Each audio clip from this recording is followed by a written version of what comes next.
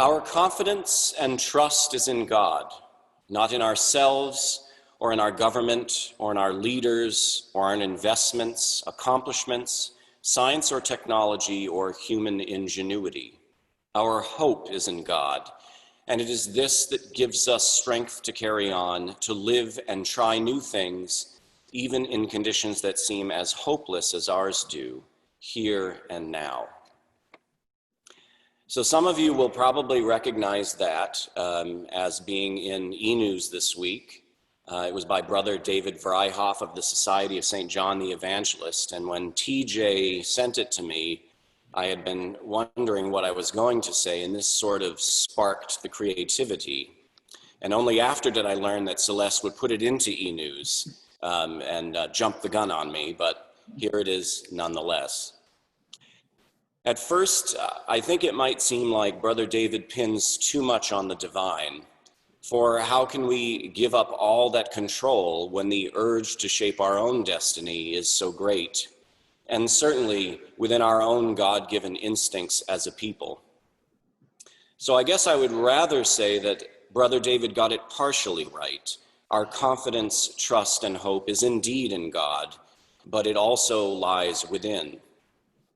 This paradox is kind of like receiving a long-awaited birthday gift, only to find out that you need to spend a whole day sitting on the floor, up to your eyes in parts and tools, putting it together before you can enjoy it. As a church community, we find ourselves in a time of great uncertainty. Could there be a more inconvenient moment to go through a transition period? Are we the unluckiest group of churchgoers ever to live? Or are we actually the luckiest? Could this really be a time of social and cultural upheaval to be the perfect time to make change? The process of answering these questions is never easy, and it seems especially difficult now. Who are we as a church, and what are we called to do? I think first we must each look inward and rediscover what church means to us. For myself, I can say confidently that while St. George's has been a place of employment, it is much more importantly a place of growth. On that faithful day back in 2009, when Father Bradley informed me that I would take over as the new organist and choir director, partially against my will, I might add, I could not have imagined how far I would come, musically, professionally, personally, spiritually. This is the magic of church. While all those moments in fellowship, worship, stewardship, friendship, and even frustration pass by, the mustard seed grows, the yeast leavens the bread, vocations develop. Vocation is where your passion meets the world's needs. Over the last 10 years, many times have I witnessed the vocations around us play out in our church life. Our distinct and beautiful worship stands out as a product of our commitment and hard work. We have done well in many ways with limited resources and through challenging times. But perhaps now something new is needed to go along with the old. We must take our collective vocation in Christ and now turn it outward into the community we serve. To the Jews and Jewish Christians to whom Matthew is speaking, the kingdom of heaven meant the way in which God worked in the hearts and minds of those who put their trust in Christ. We literally are the earthly sphere of God's actual spiritual rule. We are challenged to discover this kingdom in ourselves and our neighbors. Matthew's parables, I think, are meant to entice us to action, to look for the kingdom in different ways, and then regard it as precious. Several themes stand out in today's gospel. The most obvious one is one of growth. Out of that tiny mustard seed grows a large shrub, if not actually a tree, which took some research to find out. Each one of us has something to do, each one of us has something to give to our parish effort. No contribution is too small, for it will grow with God's help. We are not in this alone. So in what ways can we begin to minister to the needs of our local community? Who are our community partners? What groups need space and encouragement? We may not know the end results of our efforts, but Christ wants us to begin to plant the seeds. The use of yeast is also an interesting follow-up to that humble beginning. Only a small amount of yeast is required to make the bread rise. The image of the woman working the dough to develop the gluten is important here. Work the dough too little or too much, and it will not rise correctly.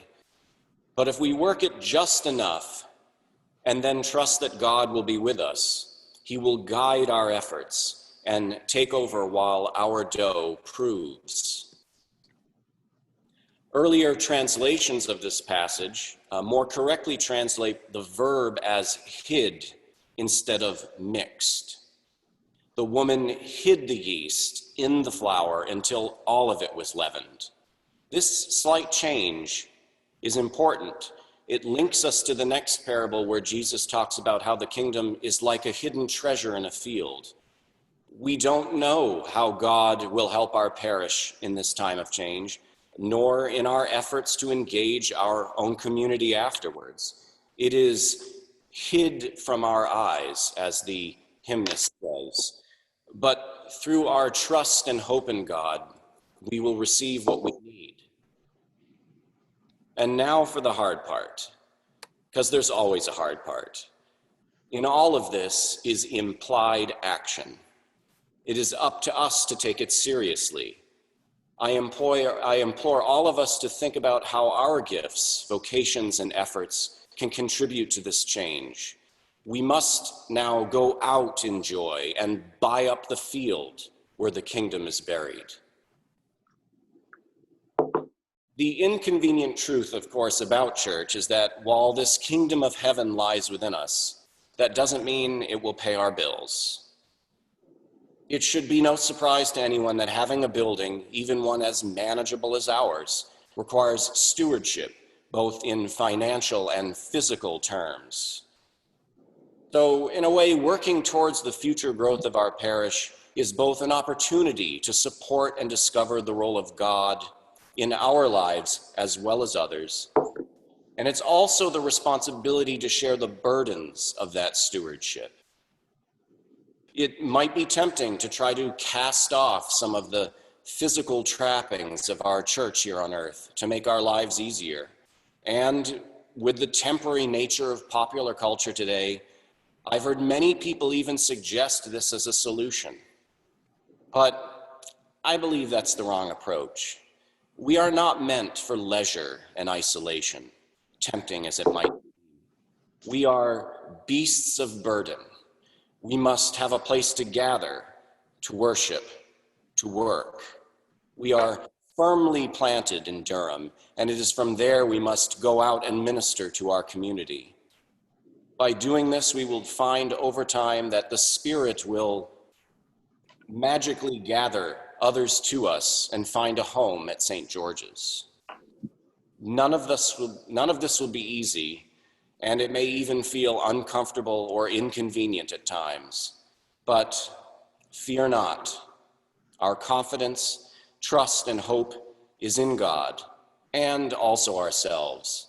And it is this that gives us the strength to carry on, to live, and to try new things.